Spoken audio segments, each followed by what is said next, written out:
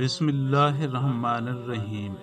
تمام ناظرین اور سامعین کو حسنین خان کا خلوص بھرا سلام۔ میں ہوں حسنین خان اور آپ دیکھ رہے ہیں 14 ستارے یوٹیوب چینل۔ پیارے دوستو، ایک بادشاہ اپنے محل کی چھت پر چہل قدمی کر رہا تھا کہ بادشاہ کی نظر ایک عورت پر پڑی جو اپنے گھر کی چھت پر کپڑے سکھا رہی تھی۔ عورت بادشاہ کو اچھی لگی۔ بادشاہ نے باندی کو بلایا اور اس عورت کے بارے میں پوچھا۔ باندی نے کہا کہ بادشاہ سلامت، یہ آپ کے غلام فیروز کی بیوی ہے۔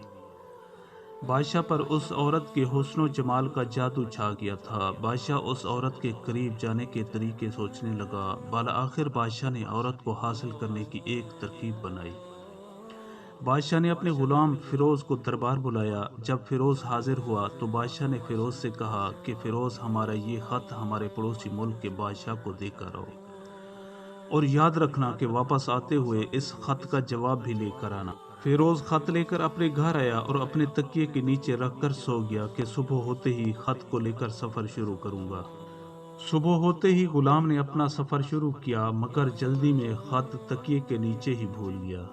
اس بیچارے کو کیا خبر تھی کہ بادشاہ نے اس کے ساتھ کیا چال چلی ہے۔ غلام جیسے ہی نظروں سے اوجھل ہوا، بادشاہ چپکے سے غلام کے گھر پہنچا اور دروازے پر دستک دی۔ غلام کی بیوی نے دروازے کے پیچھے سے آواز دی، کون ہے؟ بادشاہ نے کہا کہ میں تمہارے شوہر کا مالک اور بادشاہ ہوں۔ غلام کی بیوی نے یہ سن کر دروازہ کھول دیا۔ بادشاہ گھر کے اندر آ کر بیٹھ گیا۔ غلام کی بیوی محلوں میں رہنے والے بادشاہ کو اپنے معمولی سے گھر میں دیکھ کر بہت حیران ہوئی اور عرض کیا کہ بادشاہ سلامت، آپ ہمارے غریب خانے میں کیسے آئے؟ بادشاہ نے کہا کہ میں یہاں بادشاہ نہیں بلکہ مہمان بن کر آیا ہوں۔ غلام کی بیوی خوبصورت ہونے کے ساتھ ساتھ نیک سیرت بھی تھی۔ اس نے بادشاہ کے طرز کلام کو سمجھتے ہوئے کہا کہ میں بادشاہوں کے بادشاہ کی پناہ چاہتی ہوں۔ آپ کی اس طرح اچانک آمد، اور وہ بھی اس موقع پر کہ آپ میرے شوہر کو آج ہی دوسرے ملک بھیج چکے ہیں، مجھے کوئی خیر نظر نہیں آتی۔ بادشاہ اس کی یہ بات سن کر غصے میں آیا اور کہا کہ اے لڑکی، شاید تم نے مجھے پہچانا نہیں۔ میں بادشاہ ہوں اور تمہارے شوہر کا مالک ہوں۔ تمہارا شوہر میرا وفادار کتا ہے۔ غلام کی بیوی نے بادشاہ کو غصے میں دیکھ کر نرم لہجے میں کہا کہ بادشاہ سلامت، میں جانتی ہوں کہ آپ ہی بادشاہ ہیں، لیکن میں نے اپنے بزرگوں سے سنا ہے کہ شیر جتنا بھی بھوکا ہو مگر وہ مردار نہیں کھاتا۔ اور بادشاہ سلامت، آپ تو اس پیالے میں پانی پینے آئے ہیں جس میں آپ کے کتے نے پانی پیا ہے۔ ابھی آپ ہی بتائیں کہ آپ اس قدر گھٹیا تو ہو نہیں سکتے کہ اپنے کتے کے جھوٹے برتن میں منہ لگائیں۔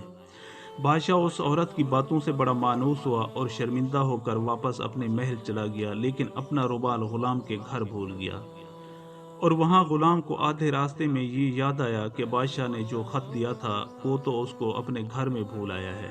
غلام نے گھوڑے کو تیزی سے واپس دوڑایا اور اپنے گھر واپس پہنچا۔ جب وہ تکیے کے نیچے سے خط نکالنے لگا تو اس کی نظر بادشاہ کے رومال پر پڑی جو اس کی بیوی کے بستر پر پڑا ہوا تھا۔ یہ دیکھ کر اس کے ہوش و حواس اڑ گئے۔ وہ سمجھ گیا کہ بادشاہ نے اسے دور سفر پر اس لیے بھیجا تاکہ وہ اپنا مطلب پورا کر سکے۔ غلام حکم کی تکمیل کے لیے سفر پر پھر روانہ ہوا اور خط پہنچانے کے بعد پھر واپس بادشاہ کے پاس آیا۔ بادشاہ نے بطور انعام اس کو کچھ اشرفیاں دیں۔ غلام ان اشرفیوں کو لے کر بازار گیا اور اپنی بیوی کے لیے کچھ قیمتی تحائف اور کپڑے وغیرہ خریدے۔ گھر پہنچ کر غلام نے اپنی بیوی سے کہا کہ چلو تمہارے میکے چلتے ہیں۔ بیوی نے پوچھا کہ تم یہ کیا لے کر آئے ہو؟ تو غلام نے کہا کہ بادشاہ نے مجھے کام کی تکمیل پر انعام دیا ہے اور یہ سب میں تمہارے لیے لایا ہوں۔ بیوی نے خوشی خوشی تیاری کی اور اپنے والدین کے پاس جانے کے لیے شوہر کے ساتھ روانہ ہوئی۔ فیروز بیوی کو چھوڑ کر واپس آیا اور کافی عرصے تک بیوی کی خبر لی اور نہ اس کو واپس بلایا۔ کچھ دن اور گزرے تو اس کے سالے اس سے ملنے آئے اور کہنے لگے کہ ہماری بہن سے ناراضگی کی وجہ بتاؤ یا پھر قاضی کے سامنے پیش ہونے کے لیے تیار ہو جاؤ۔ فیروز نے کہا، جیسے تمہیں بہتر لگے تم وہی کرو، مگر میرے ذمہ تمہاری بہن کا ایسا کوئی حق باقی نہیں جو میں نے ادا نہ کیا ہو۔ سالوں نے معاملہ قاضی کے سامنے پیش کیا۔ قاضی نے فیروز کو بلوایا۔ قاضی اس وقت بادشاہ کے پاس بیٹھا ہوا تھا۔ لڑکی کے بھائیوں نے کہا کہ قاضی صاحب، ہم نے پھلوں سے بھرا ہوا ایک سرسبز و شاداب باغ اس کے حوالے کیا تھا۔ اس نے ہمارا باغ اجاڑ دیا، سارے پھل کھا لیے اور سارے درخت کاٹ کر باغ ہمیں واپس کیا ہے۔ قاضی فیروز کی طرف متوجہ ہوا۔ فیروز نے کہا کہ قاضی صاحب، جو باغ مجھے دیا گیا تھا وہ میں نے ایسے بہتر حالت میں ان کو واپس کیا ہے۔ قاضی لڑکی کے بھائیوں کی طرف متوجہ ہوا۔ وہ کہنے لگے کہ ہاں اس کی بات درست ہے، مگر یہ صرف ہمیں باغ واپس کرنے کی وجہ بتائے۔ قاضی نے فیروز سے کہا کہ وجہ بتاؤ۔ فیروز نے کہا کہ میں نے باغ کو نفرت یا بغض کی وجہ سے واپس نہیں کیا، بلکہ اس لیے واپس کیا ہے کہ ایک دن میں باغ میں داخل ہوا تو میں نے وہاں شیر کے پنجوں کے نشانات دیکھے۔ بس مجھے خوف ہوا کہ شیر مجھے کوئی نقصان نہ پہنچا دے، اس لیے شیر کے خوف کی وجہ سے میں نے باغ میں جانا چھوڑ دیا۔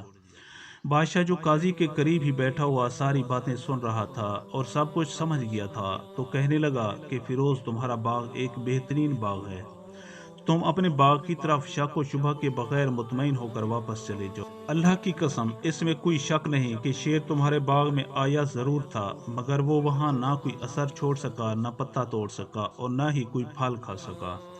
شیر تمہارے باغ میں تھوڑی دیر ٹھہرا اور مایوس ہو کر واپس لوٹ گیا۔ خدا کی قسم میں نے تمہارے باغ کے ارد گرد لگی ہوئی مضبوط دیواروں کی طرح مضبوط دیواریں کبھی نہیں دیکھی۔